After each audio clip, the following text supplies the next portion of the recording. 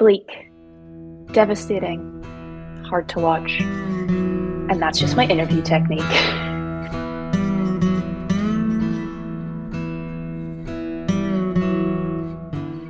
Hello and welcome to today's AMA, where we're tackling the science behind pop culture phenom, The Last of Us. My name is Carrie Boyce, and I'm the Executive Director of the Royal Canadian Institute for Science, or RCI Science for short. And I'm joined today by mycologist and molecular biologist Jessie MacAlpine, who actually studies human fungal pathogens. Before we get into it, Jessie has an important caveat to share.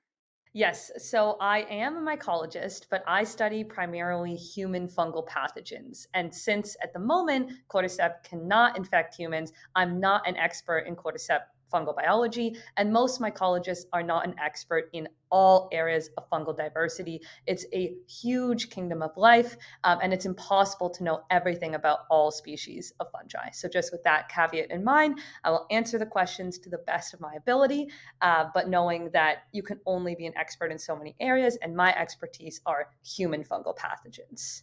Fabulous. So we asked you, our beautiful audience, what you wanted to know about the science behind the show, and you had plenty of questions for us, so let's get to it.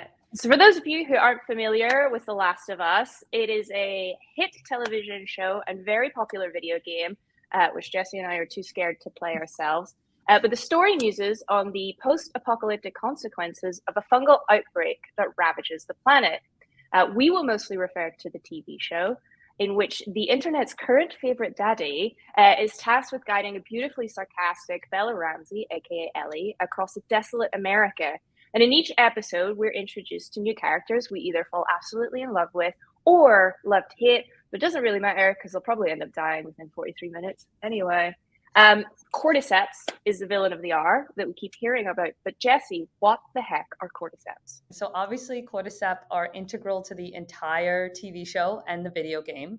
But what's interesting is that in both the show and the game, the creators took elements of different aspects of fungal biology and combined them. So in the show, they refer to Cordyceps, but actually a lot of the fungal properties that are being presented are more consistent with Ophiocordyceps.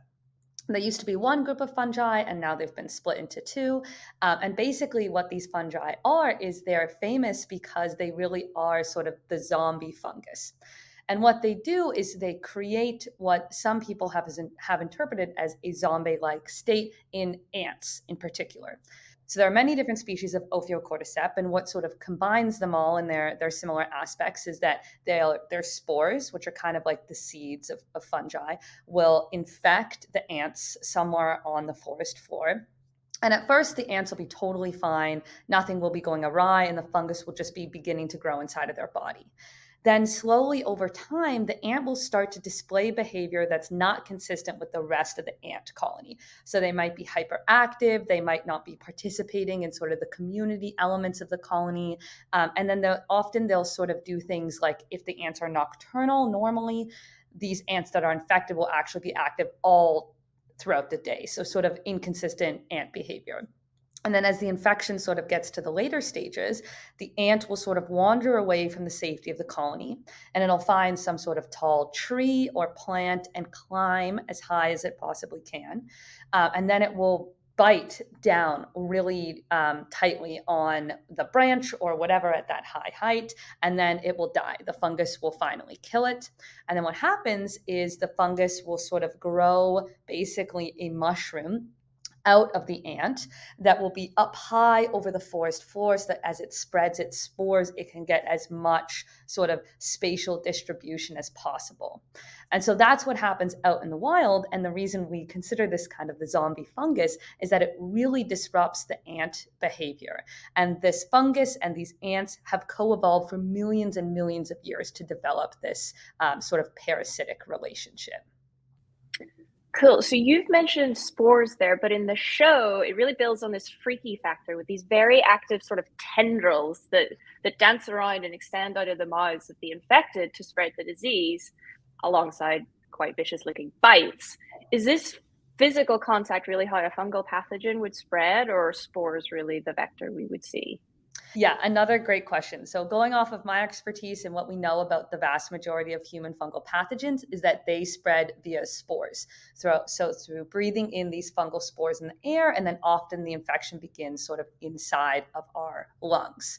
And that's with human fungal pathogens. The concept of these sort of tendrils and the bites are, I think, more of an artistic interpretation of the show, but we know with most of our deadliest pathogens that they spread via spores.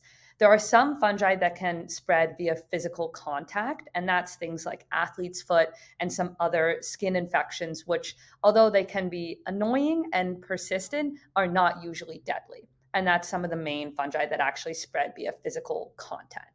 The ones we should be mostly concerned about do spread via the air. And I think part of the reason the show creators talked about not including the spore element is that to then prevent infection, all the characters would need to be wearing some sort of mask basically at all times when they're out in the environment. And that would obviously make it more difficult for the actors to then be able to interpret sort of what they're saying, their physical expressions, etc. And I think not having the spore element did make for better TV in the end, in my personal opinion. Yeah, agreed. We've not seen much in the way of animals of the show. We've certainly seen glimpses of a herd of buffalo. We've seen a couple of dogs, horses, monkeys, bizarrely, in the lab, rabbits and deer, all seemingly uninfected. So why are mammals immune or not infected? Yeah, it's a great question, and one that I think is relatively unrealistic. As I mentioned, there's this long evolutionary history of cordyceps and ophiocordyceps and their insect and some arthropod hosts.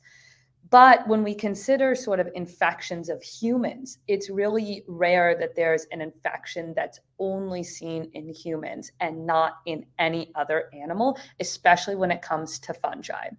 So usually what happens is if there's a fungus that's capable of infecting humans, it's usually taking advantage of immunocompromised people. So individuals who don't have a really strong immune system.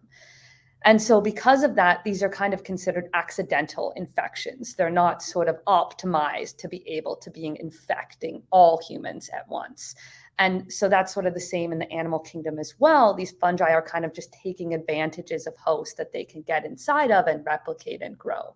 But I think that in the context of the show, it would be unrealistic that they would only be capable of infecting humans and no other mammals.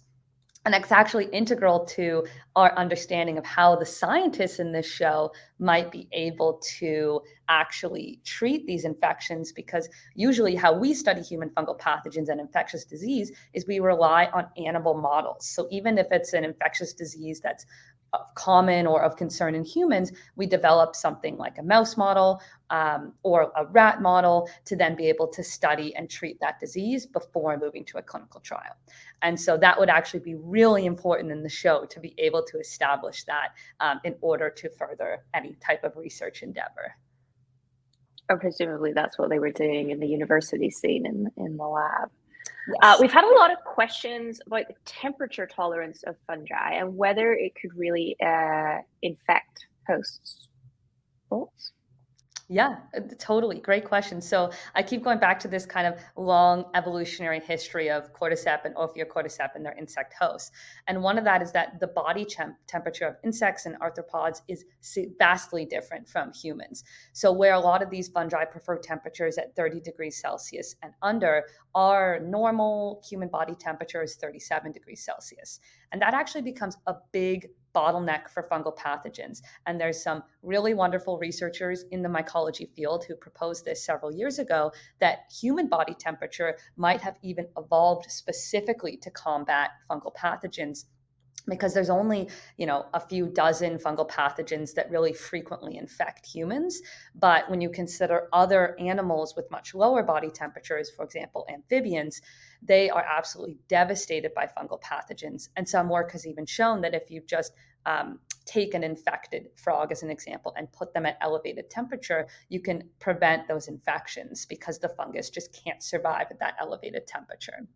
So temperature really does play a big role here. And in the show, they imply that climate change and rising temperatures led to the expansion of the host of these fungi. And that part is actually possible and is a concern in the mycology community, that we could see more crossover of fungal species capable of surviving in the host, even in an accidental context, as global temperatures rise and adjust how the fungi can survive at those higher temperatures.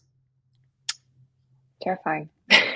Yes. In episode 2, my beloved Tess explains that the fungus grows underground with fibers extending for miles, and that disrupting one patch of Cordyceps could awaken another one miles away. We see this enacted towards the end of the episode, where disturbance at the Capitol building leads to a horde of infected suddenly racing towards Joel, Ellie, and rest in peace, my sweet, sweet Tess. Putting aside the fact that this is an urban environment and I have questions about mycelial fibers penetrating that much concrete, how do Cordyceps networks work in the real world? Yeah, another great question. So these sort of networks or mycelia are real to a certain extent. So somewhat similar to how plants use roots to anchor themselves and get nutrients. Fungi work similarly. They have a mycelial network under the ground that connects the actual macro structure that we can see, usually mushrooms. And so that's why, in a forest, you might see several similar looking mushrooms in a given area. Often those are connected by an underground mycelium, just like you might see with another plant in a garden. Now, the biggest living organism on Earth is a fungus in Oregon. And one of the reasons they know this is because they've seen the mycelia of this one fungus covers so much area. And in fact, it is miles. But Cordyceps itself, at least as far as we know, cannot create mycelia of that long length. And the concept of sort of disrupting one Cordyceps to awaken another Cordyceps is very different.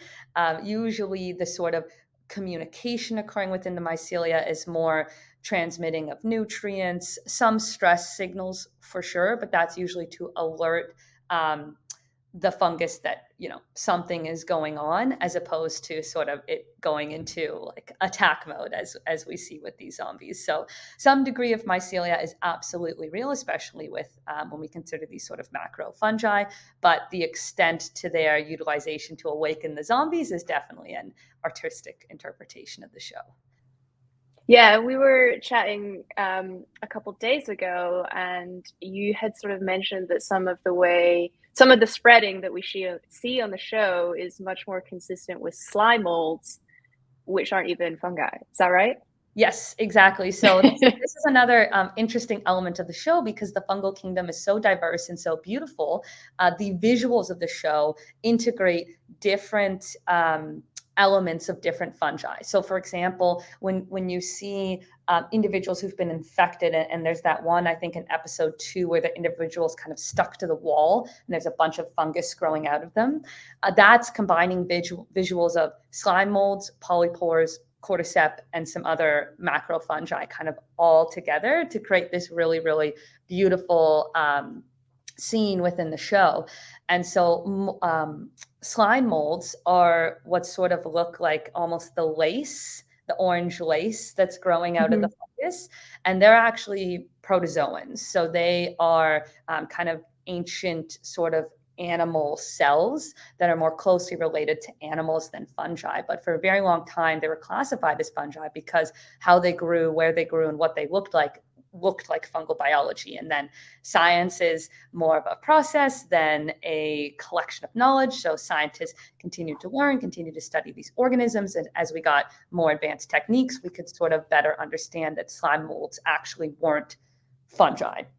But their visuals are so cool, and I think it's interesting to include that all within the show. It's just not all consistent with Cordyceps and Ophiocordyceps biology. I'm curious, is there a particular kind of fungi that inspired the look of like the clickers or the child that polishes off Kathleen? That's sort of like this gill-like or floral kind of structure on their faces. Is there a particular fungi that inspired that? Yeah, that's a great question. So as far as I know, I'm not sure if they took inspiration from a specific fungus. If I had to make my sort of best educated guess, I might imagine that this was this was inspired by Cordyceps and Ophiocordyceps biology, where you see these really interesting images of ants stuck on trees, and they just have a mushroom going straight out of their head sometimes. And if I had to guess, I would imagine that's where that imagery has been inspired by, of sort of this concept of the mushroom growing out of your head, which is usually, our home of consciousness and thought and human-like behavior, to now be so assaulted by sort of a fungus could be consistent with that sort of taking over the human behavior. So that might be my interpretation. Joel explains that the working theory is that the fungi or the fungal pandemic exploded so quickly because it was delivered via our food source in breads and flours and things like that. Is this a likely vector for transmission?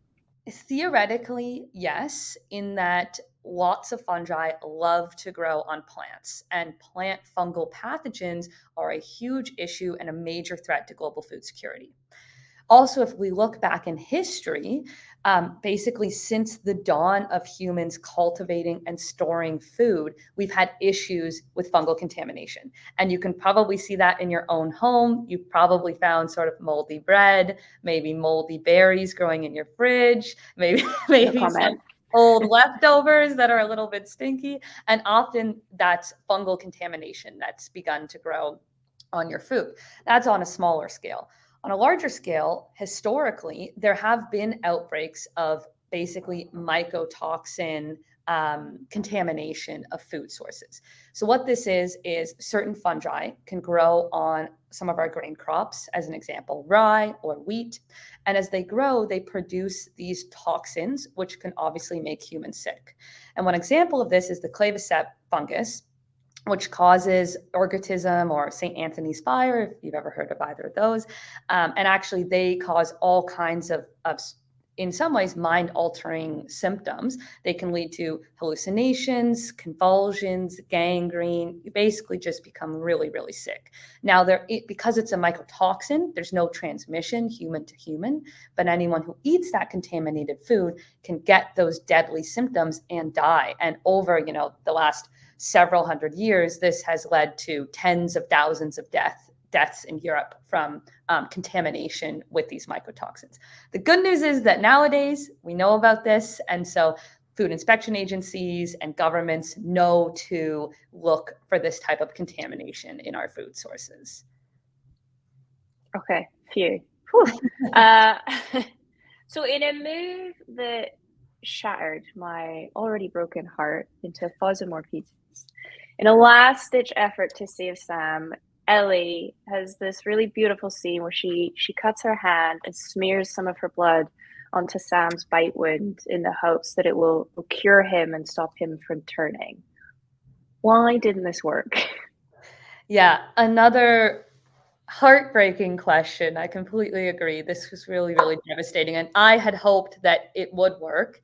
And here I'm going to take some hypothesis driven, or I'm going to use some hypothesis driven answers, because the short answer is that we don't know, because at the moment I haven't played the game. We don't know exactly what is leading to Ellie's immunity.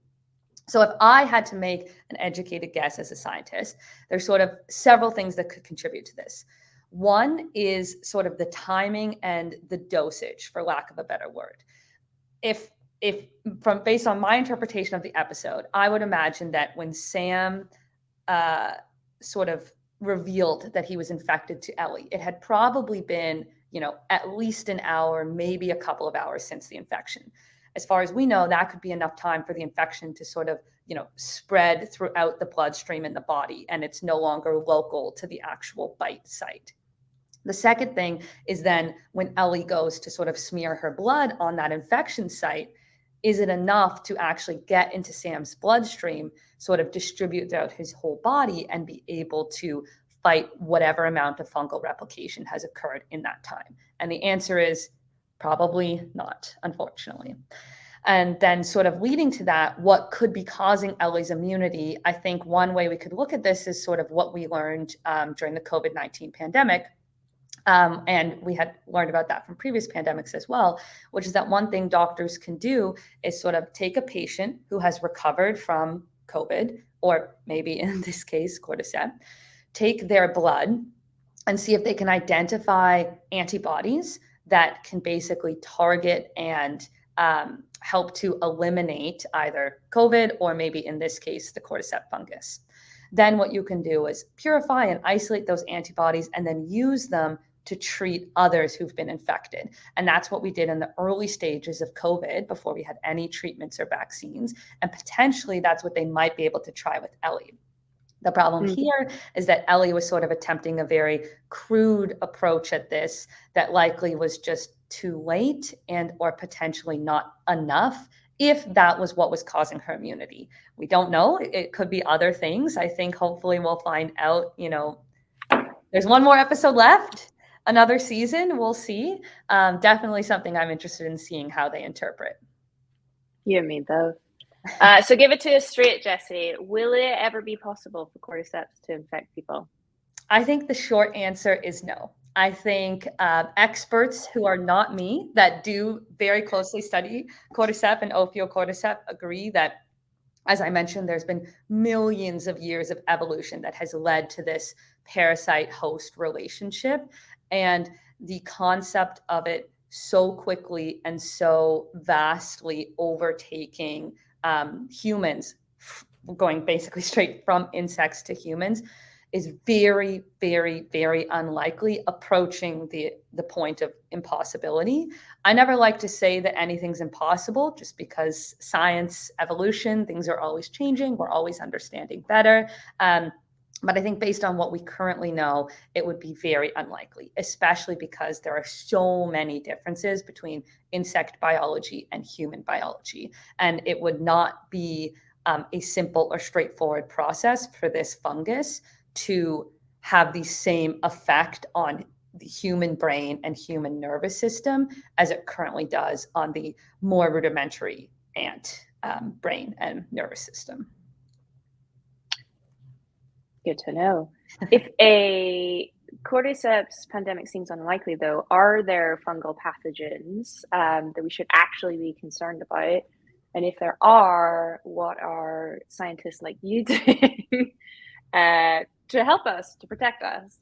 Yeah, absolutely. So this is what I study, the fungal pathogens that do infect humans and unfortunately can be very deadly.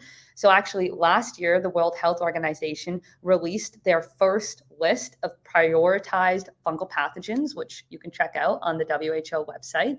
And it lists all of the major human fungal pathogens in order of the criticalness with which we need to study and develop new treatments for them. And this includes all the fungi that I study in the lab, including Candida species, Aspergillus fumigatus, and Cryptococcus neoformans. Of particular interest, I guess, within the mycology community is one fungus, Candida auris, which actually only emerged in 2009. And we still don't know exactly why or how it emerged and if it's related to things like rising global temperatures.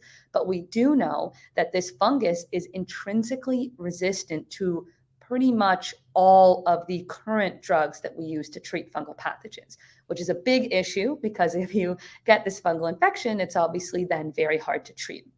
And what's really sort of stumped scientists is that it's particularly difficult to decontaminate. So it's become a really big issue in hospitals that get these Candida auris infections, and they essentially can't decontaminate it from rooms of infected patients.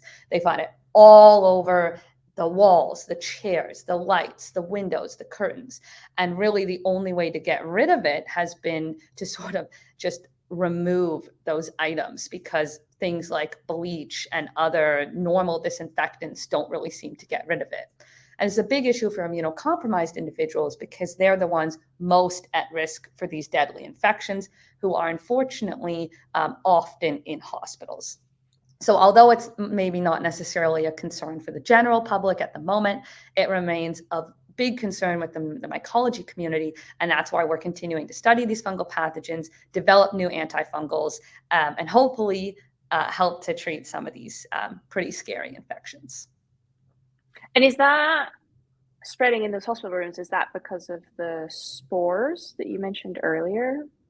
Yeah, so again, Yeah. that remains actually unclear because Candida auris does not sporulate. It's not a filamentous Oh, fungi, so it doesn't sporulate in the traditional sense of something like a cordyceps fungi or even something like the human fungal pathogen Aspergillus fumigatus. It's considered a yeast, so it doesn't have okay. spores in the traditional sense. So that's why we're still trying to understand how it can basically stick to surfaces so well and kind of spread throughout that room. And it could be through human contact to a certain extent. If you're a patient in a hospital room, you're probably interacting with different surfaces, as might be your healthcare workers or any visitors who are visiting. But really, because it only emerged in 2009, there are a lot of questions that remain to be known. And this is really an active area of research that everything could change within a few years because science is a process and we're continuing to unveil new answers sort of every day. Fabulous. Can't wait to stress about that tonight when I can't sleep. What keeps you up at night, Jessie? Yeah, so many things, but in the context of mycology, I think one thing that particularly scares me is this concept of cross resistance from the environment to the clinic. So, one of the issues with fungal pathogens, as opposed to things like bacterial pathogens, is that we really only have three classes of drugs that can treat fungal infections, as opposed to dozens that we can use to treat bacterial pathogens. So that means when it comes to fungi, which can infect humans or can infect the crops that we rely on for food, similar compounds are being used in both settings. So, both to treat our crops out in the field and then to treat us when we get sick in the hospital.